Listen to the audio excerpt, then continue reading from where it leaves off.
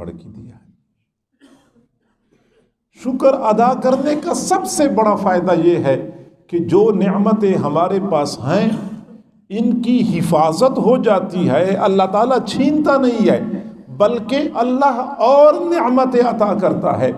ہم میں سے ہر بندہ یہ چاہتا ہے کہ میرے پاس جو نعمتیں ہیں یہ بھی محفوظ رہیں، اس کے علاوہ اور نعمتیں بھی مجھے مل جائیں اور اس میں اضافہ بھی ہو۔